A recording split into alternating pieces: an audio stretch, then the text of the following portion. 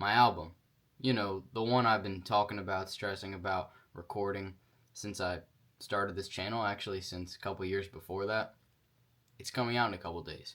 It's coming out this Wednesday, May 20th. And I want to tell you guys about it. I've talked a little about it before already, so you might know that the title of it is Hags. What I don't remember if I mentioned is that it is a acronym.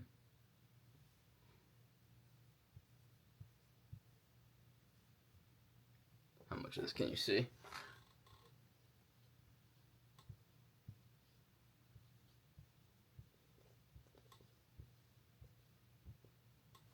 Have a good summer. This album I have been working on for about 3 years. The oldest couple of songs on this album are 3 years old. Some of them are made in the last couple months and are newer, but the idea of the album and the core couple of songs are old.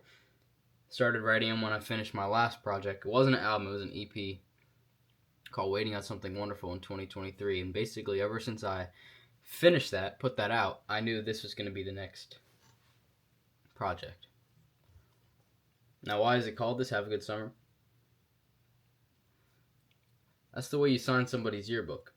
And I want this project to be the way I sign off to not just high school, not just school, but life at home, being a kid, I guess. You know, I'm 18 now, I graduate high school in a couple days. That's why it was so important for me to finish this album and put it out before that happened. That was very important to me. And originally, this album, the idea came from actually a picture, which I don't know how other artists go about making their music and getting their ideas for projects, but for me, I've noticed a couple times now, it all starts with a picture. And I look at a picture, or I imagine a certain visual when I say, I want to make something that feels like this. And this picture that inspired Hags was one that I took at the beach with my two best friends. We kind of made a habit out of going with one of those, Denny. He's often in the you can find him in the comments of this channel. We go with his family, or we did, and I would take different cameras kind of every year. One of my weird things is that I like to buy cameras. You know, I probably have more cameras than I do pictures. This one year I happened to take like one of those little digital cameras with me because I like the kind of grain and warmth that they capture. And I like to, a lot of times, as soon as we get into like the rental that we were at, take a couple pictures of the inside of it, the different rooms, because we have done this, I think 5 years in a row, 4 or 5 years in a row. And every time we would try and go back and catalog which of the houses were our favorite, or kind of just remember which one was which and when we went to which one. And it's really, none of us can remember. We're like, wait, no, that was this year, this was that, and we argue about it. And sometimes you can't even remember what the inside looked like at all, even though you had such a good time. And I was just, sometimes I like to take pictures and just for the memory or whatever, but I took a picture of the bedroom that me and my buddies were staying in. And it just literally is a snapshot, small, can't even see the whole room, of an empty bedroom. It kind of looks like a childhood bedroom. It's got like a colorful quilt on the bed, no one on the bed, windows with a lot of light flooding into the camera so you can't see what's out of them. And just something about it, as I look back at it later, I was like, something about this room that feels comforting and familiar, but also very sad and kind of lonely. Melancholy is kind of one way you could describe the picture. But also another way I would describe it is kind of like liminal. To me, it's not fully a liminal space, but I really enjoy looking at those liminal space pictures and those accounts on Instagram where it shows you exactly what I'm describing, places that feel oddly familiar even though you've never been there. and you get this mixed feeling of comfort and fear a little bit. Those are comforting to me. I don't know why. I like that kind of stuff. And I'll just show you the picture. This is the final. This is what the album cover is going to be. So it has a couple overlays. It has text on it, and it has a little cutout of me sitting on the bed. But you can imagine the original as well. Actually, I don't know how well you're going to be able to see this. The glare. Either way, by the time this comes out, there we go. I think you can see that pretty good. So there it is. That's kind of me explaining the cover and the backstory for the concept. But let me tell you a little about some of the songs.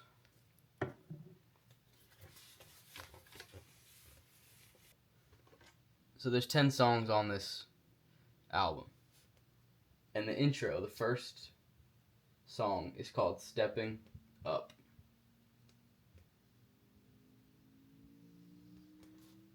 This is one of the newest songs in terms of when I wrote them, and actually when I recorded it. I would say this is the youngest song on the album. This one actually started with me not just sitting down on the guitar and writing out a full song like most of the rest of them. This one started off with me finding just a certain riff on an electric guitar, which is also different. Most of them are acoustic for me. And just recording it and looping it and saying, I like that riff. It's an old school kind of a rock riff to me. That's the way it sounds. And from there, having it on the computer looped and adding some like little tambourine and shakers onto it. Then I start to kind of feel it out. It's more of a vibe song, or at least it started out that way. And so that's what I did. And so this song originally kind of came out of no particular meaning, but quickly evolved into probably the most upbeat song on the album. You know, I played it. This is the one that my family heard me recording and whatnot, and they're like, "Oh, what's that one? I like that one." They said, "Ben, I'm glad to hear you writing a happy song." I didn't correct them, but I don't necessarily view it that way. I like this song, and it is upbeat. It's the type of song where it's describing someone that's very overconfident. No one can get in their way. Nobody can change their mind. One of those moods where you're on top of the world, which I guess is happy, but the way I think about it is kind of like a pride before the fall thing. I know this person, this person is me. If I guess that's obvious. This person's gonna come crashing down very soon. Like, this is not a sustainable place to be.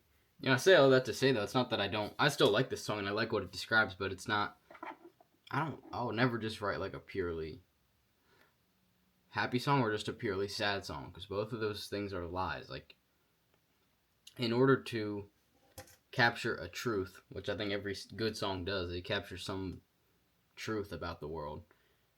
It can't be just either one of those. They go hand in hand. You can't have a yin without the yang. So this is an upbeat song through the lens of, someone that's a little too big for their britches. And that's even in part of the lyrics, you'll see. But that's a fun one. It picks up the album in a really good way. Gives it momentum immediately. Just with that opening riff. The drums come in. And then it leads into another, not upbeat song, but a rock. Well, to me it feels like rock. It's distortion on the guitars, and it's loud, and it's heavy. It's called Something Hot.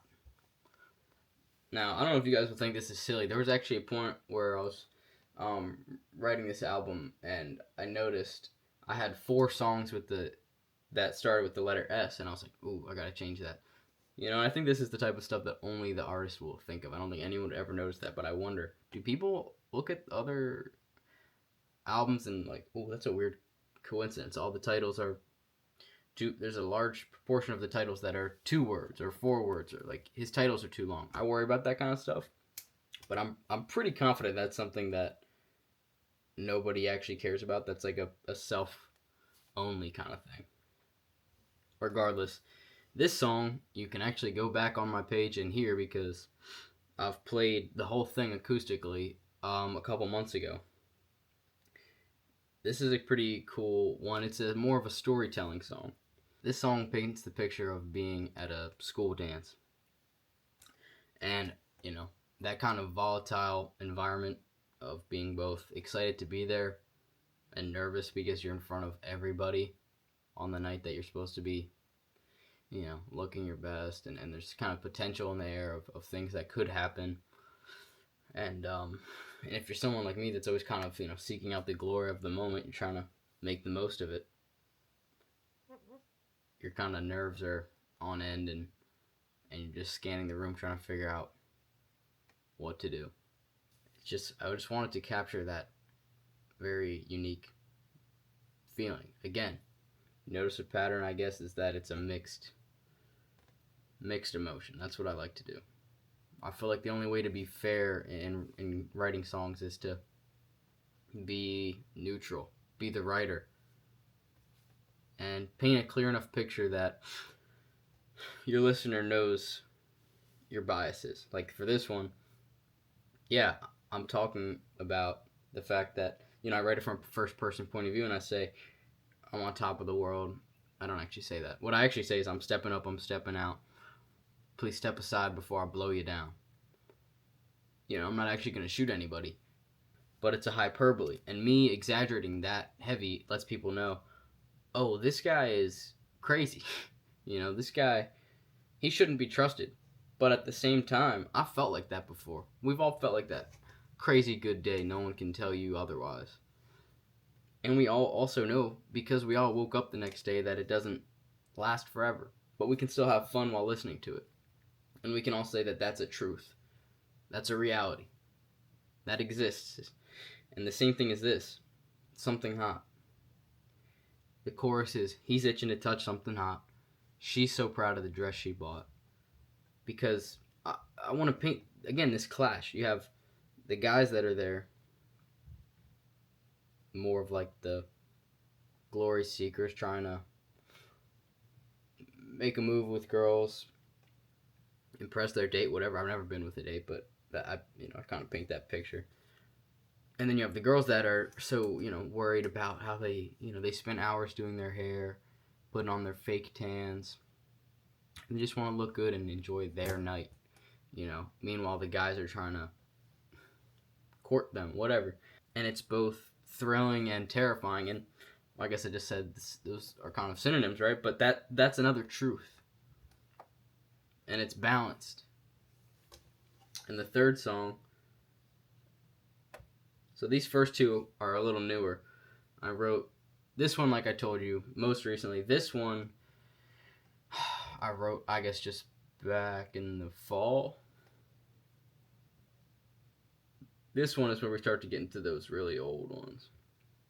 So when I actually went to record this just a couple of months ago, I had to go back into my phone demos to remember, like, to hear the chords and try and figure out how to play it again on guitar, because I forgot. And on the voice memo, it has a date, and it was like May, it was like March 2022, I think. Let me just double check. Okay, not true. It was May 26, 2023, but still 3 years old, almost to the day. 3 years old at this point is when I originally wrote the idea for that. And it's just kind of been sitting around and floating around in my head. And I have a lot of songs like that. A lot of them, sadly, that didn't make it onto the album, but there's a couple that did. And this is one of them. I'm not going to say who I wrote it about or anything, but this is a song about being into a girl, or specifically just not even necessarily being into her, but I think this is more of a experience that guys would have.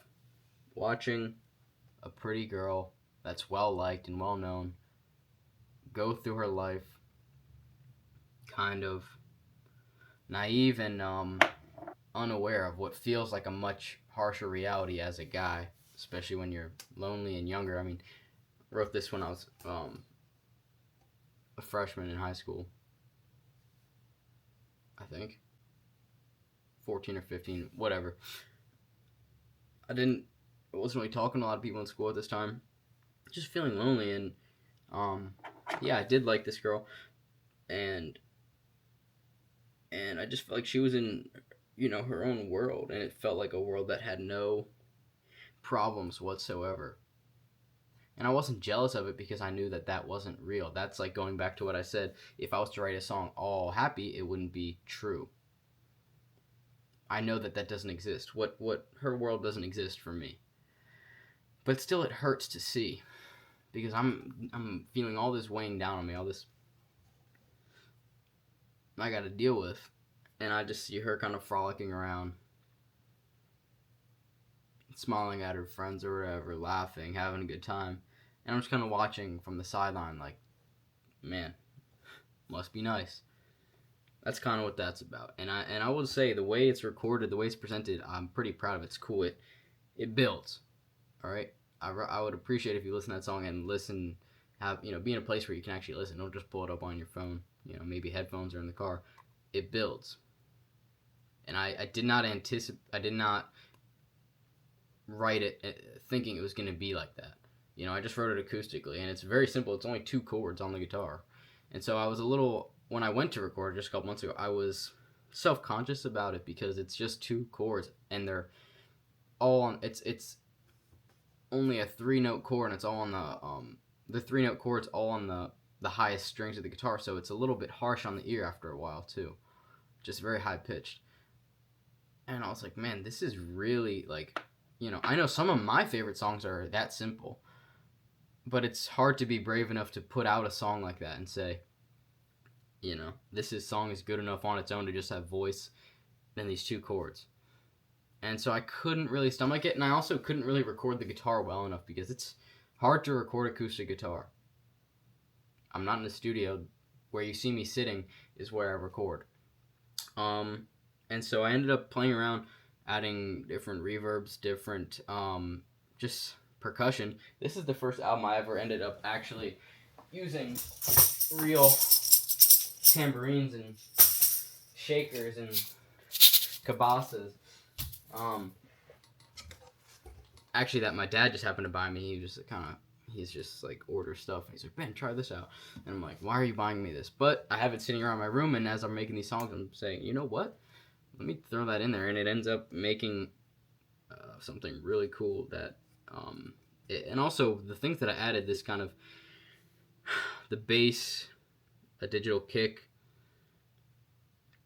the tambourines. It makes it darker.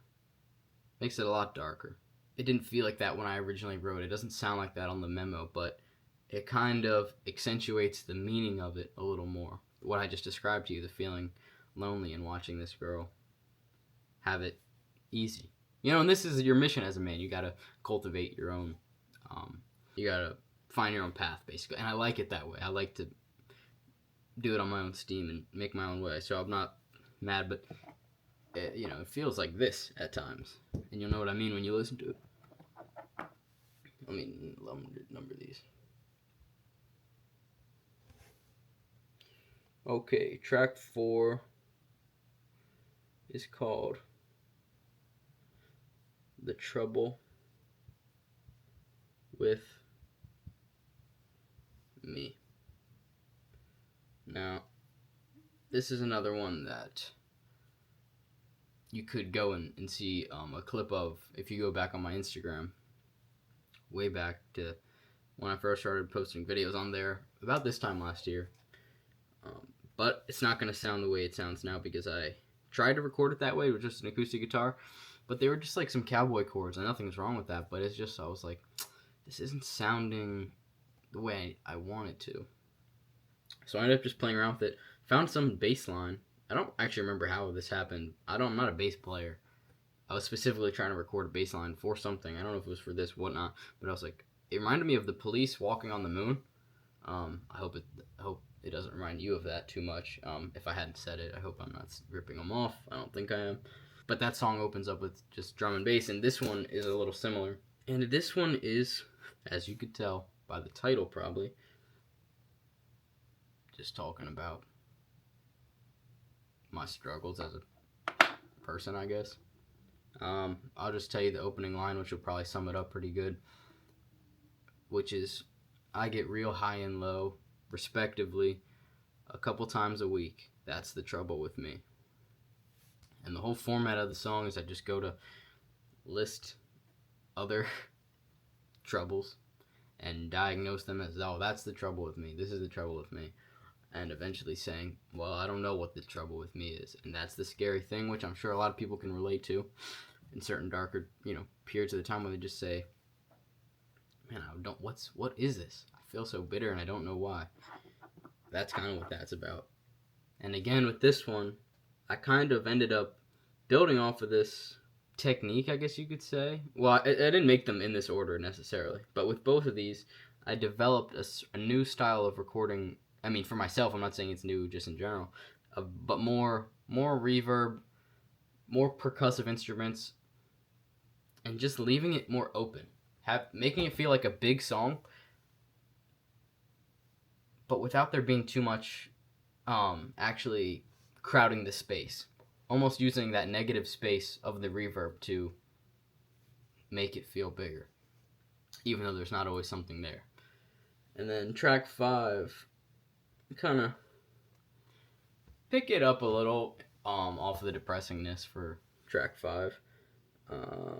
This is Prescription, and it is not a happy song either, but it is at least more hard. It's rock, in my opinion. Again, it's bedroom rock, I guess you could say, because I don't have a band behind me. But the way I heard it when I was writing it was rock, and kind of like a punky type of thing. This is a song that I wrote more recently, just in the last couple months, actually, about, again, oh my gosh, this is bad, huh? It's about a girl and having a thing for a girl and, an intense thing, can't get her off your mind. But you also don't have any contact with her because you're trying to kind of play cool or whatever. And the whole metaphor of the song is attributing that to an illness, because that's kind of what it feels like. When I was writing this, I was experiencing what I'm describing, and I really felt very odd. I was like losing my appetite, and I'm eating is like one of my favorite things to do. So it's not normal for me at all. Yeah, it's just like it felt like I was like actually sick a little bit. So that one's called Prescription. And I was pretty happy with the way that one has, I like the way it opens up with like a kind of a very crunchy guitar punching, not a riff so much, but just the strumming. And I hope I captured it well. There was a lot of points in the demos where I was thinking, this is too messy. Like, is the guitar even to beat? Are the drums to beat? And, I think the answer is the same for most of this album. Probably not exactly, because I'm doing it all by myself and I'm not, not a drummer or anything. But the more I listen to it, I'm thinking, good enough. So, track 6 is, this is another really old one. And there is a little bit of heartbreak for me in this, and not actually heartbreak like the rest of these, like just for me personally as an artist type of a heartbreak, because this is one another that's around that same time. I wrote it as Little Lady. Wrote them 3 years ago at this point. I mean, this one is the most related to the album itself, Hags. Because I'll just tell you the opening line. Dreaming of the beach house, but it's February time. And if you recall, the cover is at a beach house. Or a beach condo, actually. But the idea remains. And I wrote it, as suggested, in the dead of winter, in a hard winter, when I was like, dang, I'm longing for the beach house right now. But you're in that point of winter where you can't even really remember if summer exists. Or you can't even really remember what it feels like. The heartbreak for me comes in the fact that shortly after writing the original kind of idea for the song that you can hear on the album, it's just simple guitar and vocals and reverb on it. I knew even when I came up with the idea, I knew it was going to be this electric guitar, which again is rare for me, reverb on it and voice, and it was going to be this like eerie beach house type of thing. Not long after though, kind of at the same time, I started to write this verse for a rap verse that I knew it was gonna the song was going to transition into. It was going to go from being a very reverby, eerie song like that, it was going to come into a rap verse. And as I had to sit down to finally record this in the last couple of weeks, months, which was daunting because the longer you let it sit and becomes an idea in your head, the more valuable it becomes to you, and you're afraid to break it. You're afraid to hurt it. So it was actually hard to do this. And I did record demo. There is demos of that rap verse, and it wasn't even completed. So I had to kind of fill it out a little. And I do like the content of the lyrics. Like, they're important to me, and I think they would have, I don't want to say they would have made this album better, but they would have definitely touched on this song. They would have got more to the heart of what this song's about, of being stuck and reminiscing. And they would have offered this song a little more balance, like I talked about in these other ones. It would have tipped the scales, because as it is, the singing part makes it very sad, as I said, just like, woe is me, I'm just trapped in winter. The rap verse talks about, it kind of acknowledges that without really acknowledging it. Again, it does it so by exaggerating so much that you know the writer it's crazy. It would have acknowledged that all this reminiscing and being stuck in the past is actually not helpful. And so that would have offered that song a little more balance. But as it is, it's the shortest song in the album because I didn't do any of that. It only repeats its chorus, like once, has 2 short verses or whatever. It's an interlude essentially. And so that's that. Why am I was like pointing at the wrong one. My Weary Mind is track number 6. I might run out of room here. Track number 7. You know, this is another like depressing one. But here's the thing. You know, I told you earlier, my family liked the intro because they thought it was happy. And I told you I don't really like to write just happy or just sad songs. These sad songs to me don't feel so sad because they're very real. Like, I write them about real sad emotions. But if I'm able to, once I'm able to, the fact that this song exists is proof that I was able to capture it a little. And for me, writing, when I can write a song, it's almost like capturing a ghost or something. Gotcha. You know, have it in a jar and I can kind of look at it. You know, it doesn't cure the feeling or anything, but it's just, for me, it feels really good to encapsulate that feeling, that time, that experience, and do so perfectly. You know, I never truly do it perfectly, but when I do it well, I'm like, yes, this is what I like to do. So again, yeah, this is a depressing song, but being able to encapsulate it is the fun part for me, and saying, yeah, that's what it is. It's like putting your, you know, when something's on the tip of your tongue and you're finally able to recall what it was, it's that satisfaction. And beyond that, the reason I feel like I have to put it out there, I'm not just trying to make the world depressed with sad music, is that for me, my favorite type of music is this, you know, and I don't do this on purpose, but a lot of times it tends to be sad music because it's what I can relate to, and it doesn't make me sad, it makes me comforted. I'm like, oh, somebody else feels exactly how I feel. And it's not a common feeling. I know, you know, I relate to this person, this artist, you know, and they're not necessarily popular songs, they're more hidden or deep cuts on the album. I'm like, this is exactly how I feel, and I'm so glad that I found another person out there that feels like this, and I'm not crazy. And so that's why I'm not afraid of making these songs, the whole album potentially. That's not something that everyone's gonna relate to or like, and it's gonna make some people say, oh, that's sad, man, why are you gonna force us all to feel this way? You know, I'm not trying to just depress everybody. It's not I don't think that's cool or something. And I'm not sad, like, I'm not feeling all this all the time. These are time capsules. But I want someone who's feeling this way, because this is a really, one of the most, you know, that's coming from one of the worst places on the album. I want someone who's in this moment to hear this and goes, oh, okay.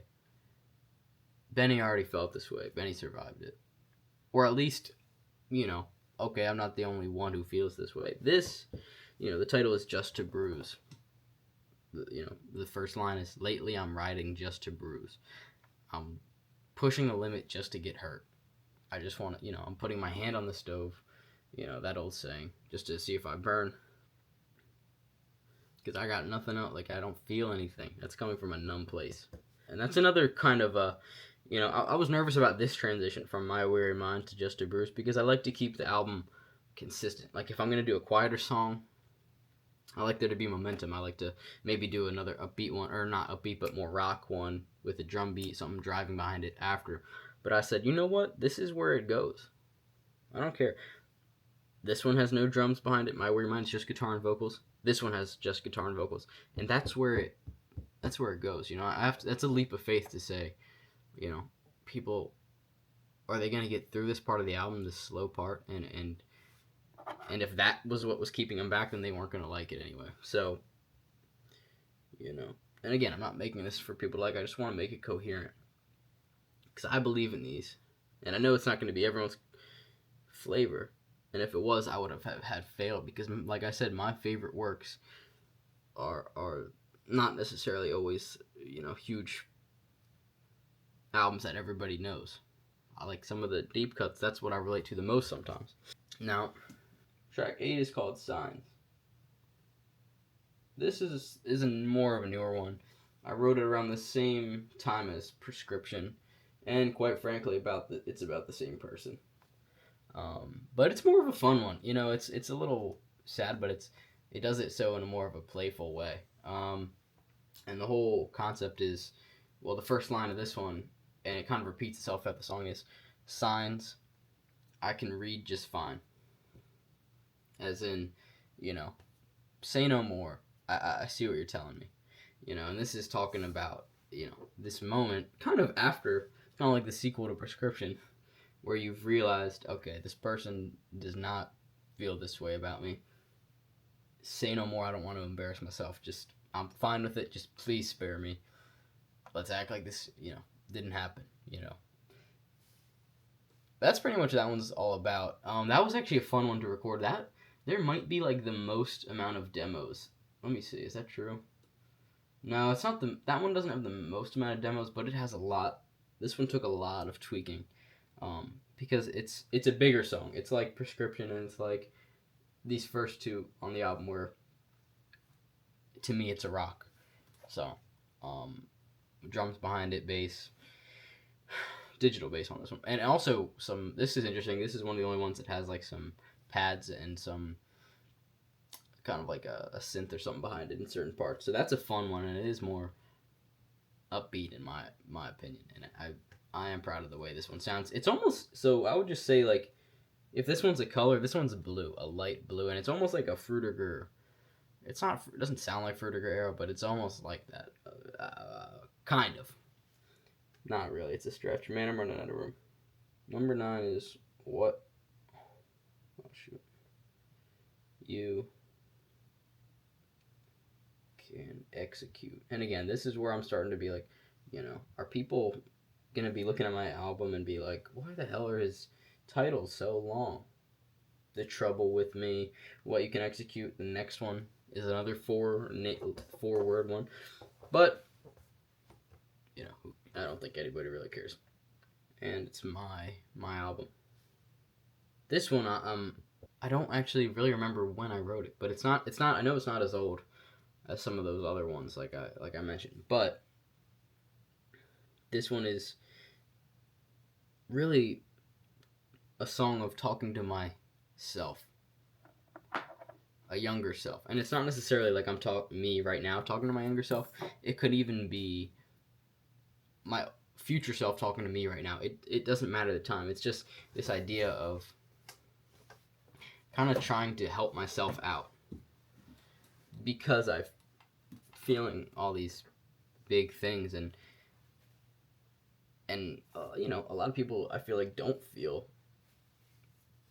some of these things, and so the only person that maybe would understand would be me. And so I guess in writing this, I was thinking, you know, what about a song where I was kind of comforting myself, because I don't know who else really could, you know, who else would understand. And this is written from the perspective of an older me talking to a younger me, and the title comes from the first two lines, which is, boy, I see you're scared as hell.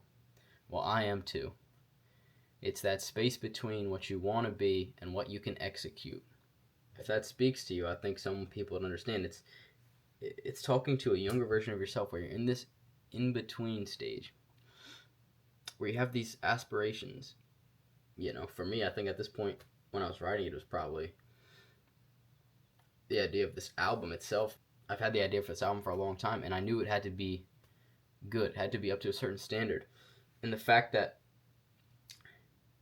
I could see those things in my head, but I couldn't quite execute them necessarily at first, or at least it felt that way.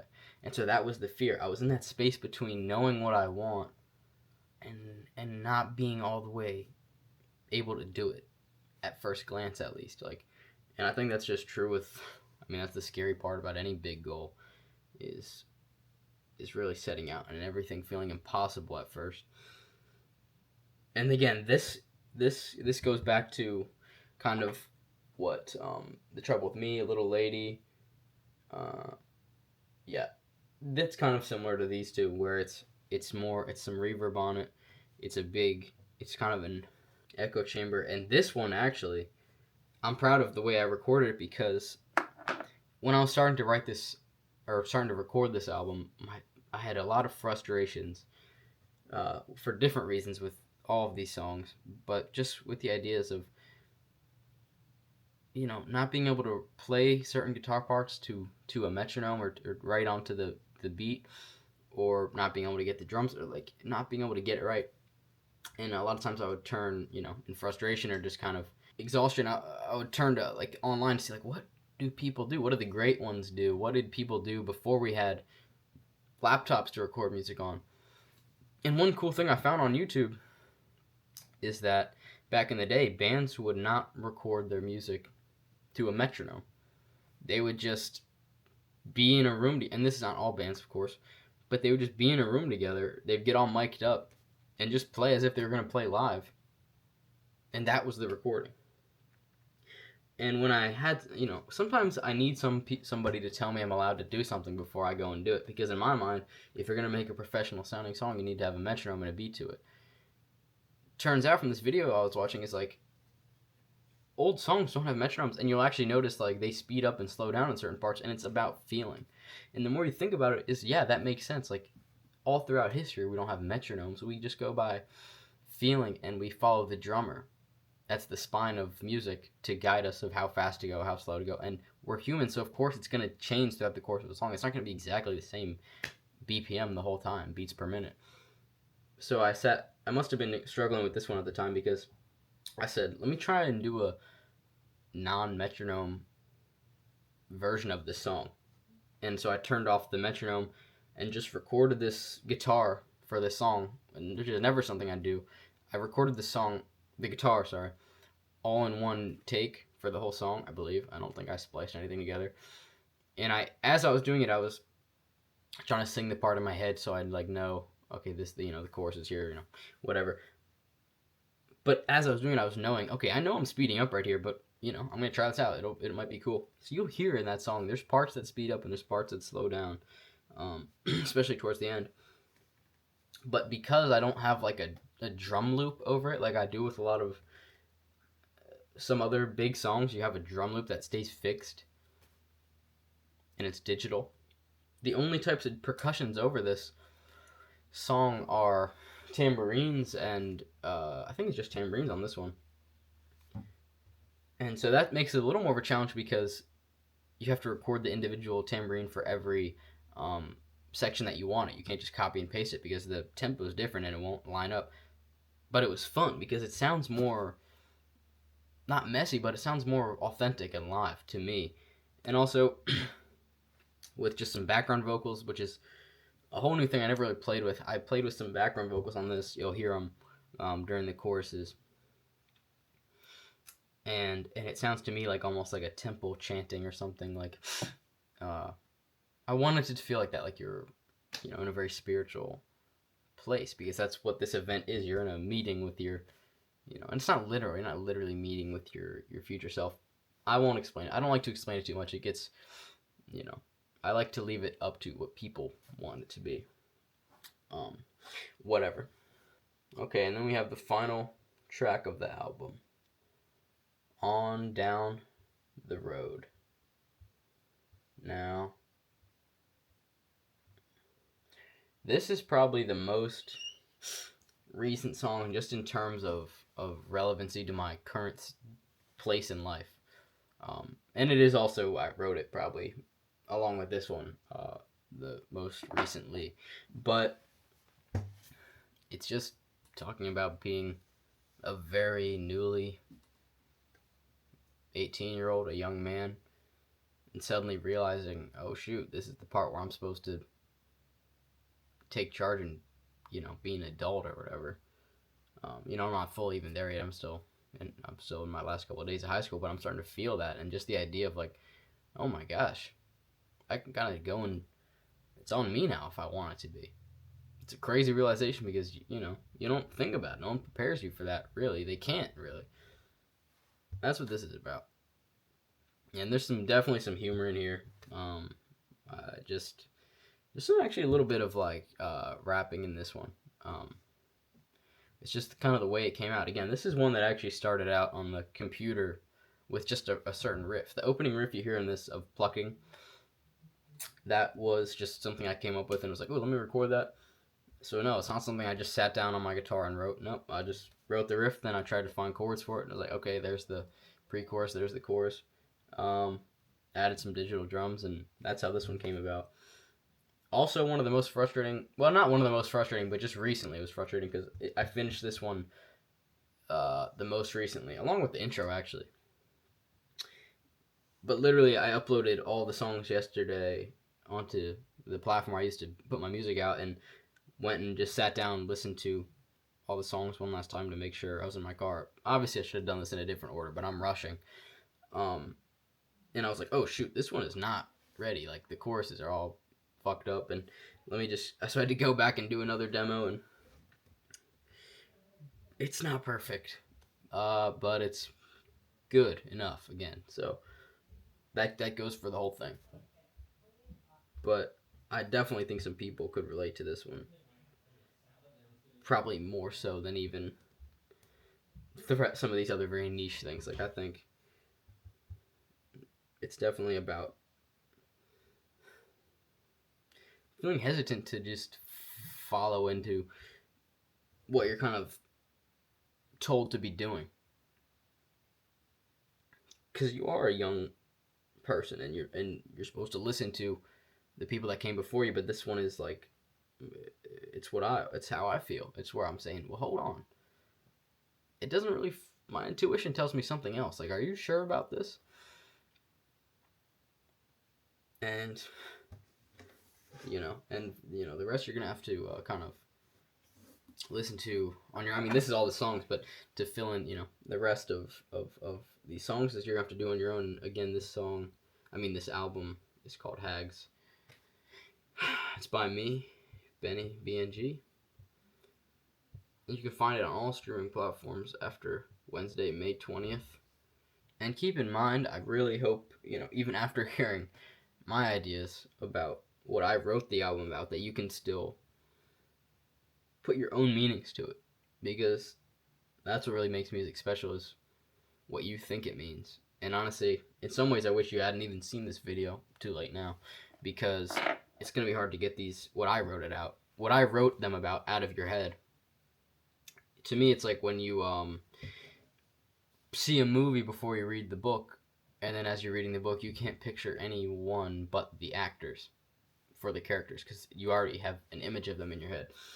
But, feel free to, think what you want about these, because that's what art is supposed to be. You're supposed to find your own interpretations of it.